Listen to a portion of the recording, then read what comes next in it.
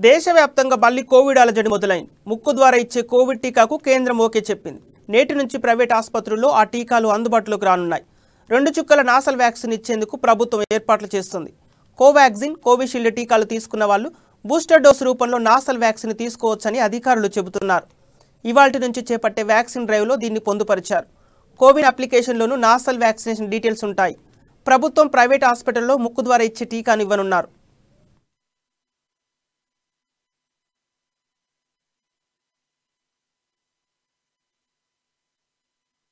कोविड-19 महामारी से लड़ने के लिए हमारे पास 2 मुख्य ढंग हैं। एक तो कोविड-19 वैक्सीन का यूज और दूसरा कोविड एप्रोप्रिएट बिहेवियर। आज की डेट में जितनी भी कोविड-19 वैक्सीन हमारे पास अवेलेबल है वो मोस्टली इंट्रामस्कुलर रूट या मांसपेशियों के द्वारा दी जाती है। ये वैक्सीन जो आज हमारे पास नई वैक्सीन आई है, ये हम इंट्रानेजल रूट से दे सकते हैं, नाक से दे सकते हैं और इसकी अवेलेबिलिटी मुझे लगता है इस लड़ाई से लड़ने में हमारे लिए गेम चेंजर साबित हो सकती है। कोविड-19 की इंट्रानेजल वैक्सीन हमारे लिए गेम चेंजर साबित हो सकती है। ये हमारे संसाधनों को कम खर्च करेगी, पर उससे भी ज्यादा जरूरी चीज है कि ये वैक्सीन लोकली इफेक्ट करेगी और एक आदमी इसको अपने लेवल पे भी यूज कर सके।